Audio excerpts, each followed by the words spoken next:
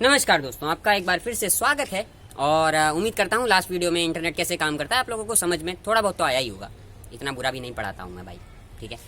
तो आज अपन जानने की कोशिश करेंगे कि सर्च इंजन कैसे काम करता है और सर्च इंजन में भी आपके गूगल बाबा कैसे काम करते हैं, ठीक है। क्योंकि गूगल बाबा जो है आज की डेट में आप सबकी ज़रूरत है, हमारी भी ज़रूरत है भाई। तो शुरू करते हैं। तो गूगल बाबा क्या है? Google Baba is a search engine, ठीक है। और ये सर्च इंजन क्या है, ये कैसे काम करता है, ये जानने के लिए एक एग्जाम्पल से शुरू करते हैं। तो मान लीजिए हम एक ऐसे टाइम में रहते हैं जहाँ पर इंटरनेट भी नहीं था।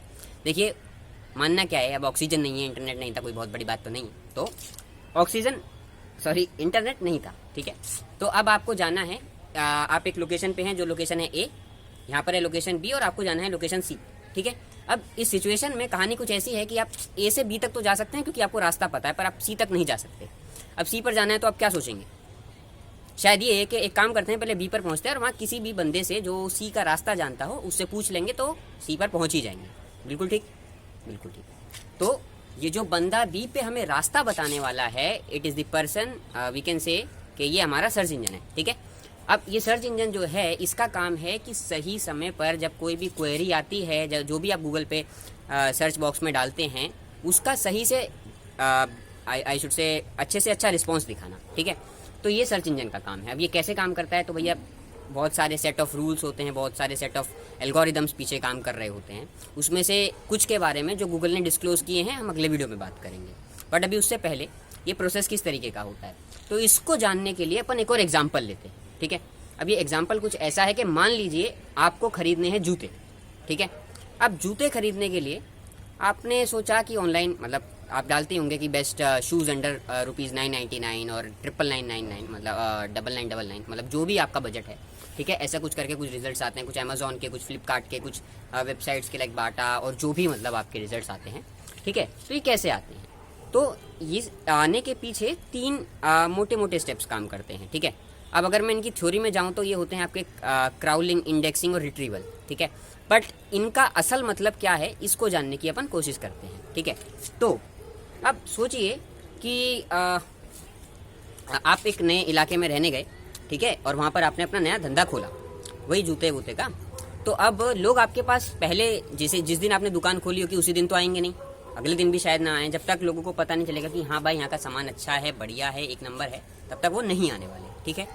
तो जब भी कोई वेबसाइट बनती है जिसके थ्रू हम रिजल्ट देख रहे होते हैं, जैसे कि मान लीजिए विकीपीडिया कभी बना होगा जिसके रिजल्ट्स आज टॉप पे आते हैं, अगर कभी यूट्यूब के वीडियोस, यूट्यूब के जो लिंक्स टॉप पे आते हैं, ये कभी बने होंगे तो कभी किसी ने इनको वेरीफाई किया होगा।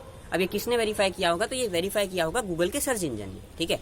अब ये कैसे वेरीफाई किया होगा? तो भैया सबसे पहले वेबसाइट बनी, आज मान लेते हैं हमने एक वेबसाइट बनाई abc.com, और इसको बनाने के बाद हमारा पहला काम है कि गूगल भैया को इसको सबमिट कर दें। देखो भैया, हमने वेबसाइट बनाई है, मतलब कि हमने नई नई दुकान खोली है, ठीक है। अब इसका रजिस्ट्रेशन वगैरह तो हो गया है, अब तुम देख लो यार, थोड़े बहुत कस्टमर हमें लाके दे देना, ठीक है। अब तुमने दुकान खोल दी, तुमने उसको बता दिया कि भाई तुम्हारे पास सामान मिलता है, बट वो कैसे विश्वास करेगा? तो पहला काम है गूगल का, जब क्राउलिंग होती है तो गूगल खुद आपकी वेबसाइट पर आकर देखता है, किसकी मदद से? बॉट्स की मदद से। बॉट्स की मदद से वो आएगा, चेक करेगा कि क्या आपकी जो वेबसाइट बनी है ये सारे रूल्स एंड रेगुलेशंस फॉलो करती है, गाइडलाइंस फॉलो करती है। अगर हाँ, तो चलिए अपन इसको अपने डेटाबेस में डाल लेते हैं। यानी कि पहले क्राउलिंग हुई, जब उसने चेक किया, जब उसने अप्रूव किया कि हाँ क्राउलिंग होने में मुझे लगता है कि वेबसाइट एकदम फर्स्ट क्लास है, एकदम एक नंबर चीज़ है, बढ़िया काम करेगी, तो इसको मतलब जो है वेरीफाई कर दो और अपने डेटाबेस में डाल लो। अब जैसे ही डेटाबेस में डली तो ये वाला स्टेप हमारा कहलाता है इंडेक्सिंग, ठीक है। इंडेक्सिंग का सीधा सीधा मतलब है गूगल का जो डेटाबेस है, गूगल की जहाँ पर एंट्री स्टोर होती हैं, वहाँ पर किसी न किसी पोजीशन पे इसकी एंट्री हो गई। अब आपने बोला कि भाई एंट्री हो गई, दुकान खुल गई, रजिस्ट्रेशन हो गया, सब कुछ हो गया, अब कस्टमर कैसे आएंगे? तो कस्टमर आने के लिए देखिए बहुत सीधी सी बात है, अगर कल को आप अमेजोन पे भी, फ्लिपकार्ट पे भी प्रोडक्ट डालेंगे तो आपको रिव्यूज़ चाहिए होंगे।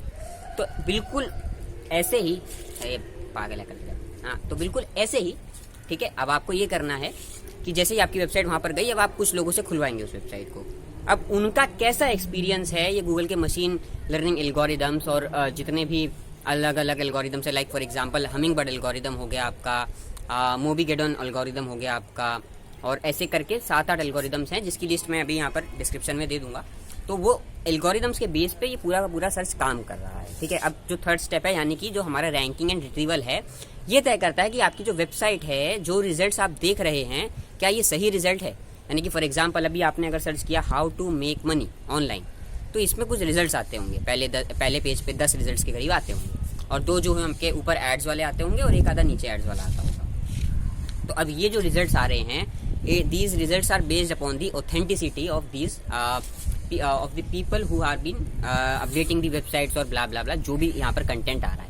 अब ये कैसे आ रहा है, तो ठीक है, अब मान लिया वेबसाइट सबमिट हो गई, क्राउल हो गई, इंडेक्स हो गई, तो अब गूगल ने बोला कि ये कीवर्ड है हाउ टू मेक मनी, या फिर मान लेते हैं जैसे कि हमने जूते की वेबसाइट खोली थी कि हाउ टू, और I should say best shoes under ₹999, ठीक है। तो अब ये बेस्ट शूज अंडर 999 वाला कीवर्ड जो है आपके बैकएंड में गया, ठीक है। उन्होंने चेक किया कि इस वेबसाइट के इस पर्टिकुलर पेज पे इस कीवर्ड का किस तरह से इस्तेमाल हुआ है, क्या इस कीवर्ड की जो ज़रूरत थी तभी इसको लगाया गया है, क्या यहाँ पर सही में जूते 999 में मिलते हैं, क्या ये कोई स्पैम वेबसाइट तो नहीं है, क्या यहाँ पर फ्रॉड तो नहीं होता है। ऐसे करते करते करते करते एक बहुत लंबी चेकलिस्ट है, और उस चेकलिस्ट के अंदर भी एक चीज़ और चेक करता है, जैसे कि मान लीजिए वेबसाइट टाइम पे खुल रही है नहीं खुल रही है, क्या लोग जब फ़ोन में वेबसाइट खोल रहे हैं, क्योंकि आज की डेट में 54, 60, 70, 80 और ये नंबर अब बढ़ता ही जा रहा है हर साल, कि इतने परसेंटेज ऑफ जो पीपल हैं वो फ़ोन पे एक्सेस करते हैं, तो क्या इन लोगों को वेबसाइट खोलने में दिक्कत तो नहीं आ रही है। Based upon all these factors अब इस वेबसाइट की रैंकिंग हो रही है, उस डेटाबेस में हर वेबसाइट को एक रैंक दिया जा रहा है 1, 2, 3 ब्ला ब्ला ब्ला ब्ला करके, और ऐसे मान लेते हैं आपकी वेबसाइट को अगर 7, 8 रैंक मिल गया है, यानी कि फर्स्ट पेज पर वो वेबसाइट आ रही है। तो अब क्या हुआ, गूगल ने बोला कि भाई इनका माल तो बिक रहा है, इनकी वेबसाइट पे लोग आ रहे हैं, काम करते हैं, हमारा भी थोड़ा फायदा होगा और इन लोगों को अच्छे रिजल्ट्स भी मिलेंगे, इनसे 10-15 पीस उठा लेते हैं, जो जिनको इनकी दुकान का सामान चाहिए होगा उनको हम उतने ही प्राइस में दे देंगे। अब इसका मतलब ये है कि गूगल ने क्या किया, आपकी वेबसाइट का एक स्क्रीनशॉट ले लिया, ठीक है। अब आप इसको ऐसे भी कह सकते हैं कि आपकी वेबसाइट की एक टेम्पररी कॉपी बना ली, जो वीक में अपडेट हो सकती है, जो मंथली अपडेट हो सकती है, या फिर जो रियल टाइम में अगर कोई न्यूज़ की वेबसाइट है तो जो डेली बेसिस पे अपडेट होती है गूगल के डेटाबेस में। तो अब जब यूजर वेबसाइट सर्च कर रहा है तो गूगल के डेटाबेस में से वेबसाइट नहीं आ रही है, वहां से जो इसने स्क्रीनशॉट लिया है ये हमको शो होता है। अब अगर आपको वेरीफाई करना है कि ये जो स्क्रीनशॉट है ये लेटेस्ट है या नहीं है, तो वो आप इस क्वेरी से आइडेंटिफाई कर सकते हो, आपकी स्क्रीन पे अभी शो हो जाएगी, ठीक है। तो ये पूरा का पूरा प्रोसेस था कि हम किस तरीके से वेबसाइट्स को एक्सेस कर पाते हैं, इन्फॉर्मेशन को एक्सेस कर पाते हैं। बहुत सिंपल से 3 स्टेप है, क्राउलिंग, पता लगाना कि ये सही है या नहीं, इंडेक्सिंग, अगर सही है तो भैया डेटाबेस में चली गई, ठीक है, और तीसरा हमारा रिट्रीवल, जिसके अंदर हमने तय किया कि भाई इसको ये रैंक मिलेगा, इसको ये रैंक मिलेगा, इसको ये रैंक मिलेगा। इसके हिसाब से हमारा पूरा का पूरा गूगल का एल्गोरिदम्स काम करता है। अब ये जो एल्गोरिदम्स हैं ये किस तरीके से काम करते हैं तो भैया इसके बारे में हम अगले बारे में जानेंगे, ठीक है। बट उससे पहले अब हमारी वेबसाइट इंडेक्स हो गई, रैंकिंग वगैरह सब कुछ आ गई। तो अब मान लेते हैं कि हमारी वेबसाइट में 8 पेजेज हैं। एक पेज हमारा प्रोडक्ट पेज है, मान लेते हैं हम अभी 2-3 वैरायटी के ही शूज़ सेल कर रहे हैं। एक हमारा कॉन्टैक्ट पेज है, एक हमारा ऐसा पेज है जहाँ पर लोग जो है रजिस्टर करेंगे, बट वो वाली इन्फॉर्मेशन हमारे को विजिबल नहीं करानी है कस्टमर्स को। क्यों? क्योंकि वो किसी की भी प्राइवेट इन्फॉर्मेशन हो सकती है।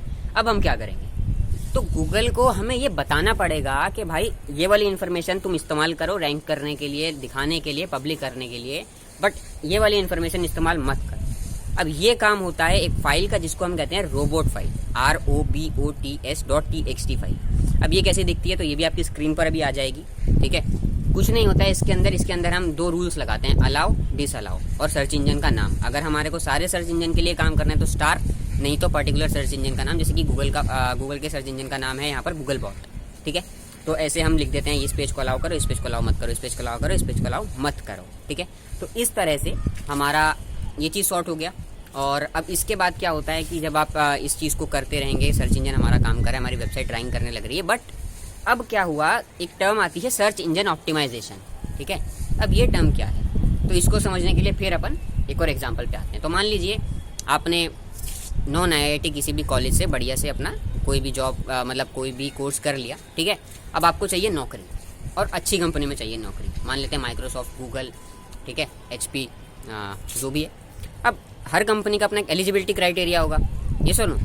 अब जैसे एक कंपनी का एलिजिबिलिटी क्राइटेरिया है कि भाई इतने परसेंटेज मार्क्स होने चाहिए, इतने परसेंटेज इसका प्रैक्टिकल स्किल होना चाहिए, ये स्किल तो मैंडेटरी है, ये अगर होगा तो एक्सेप्शन केस होगा, एक्सपीरियंस है तो बहुत अच्छा, ऐसे करते करते उन्होंने एक चेकलिस्ट तैयार करी।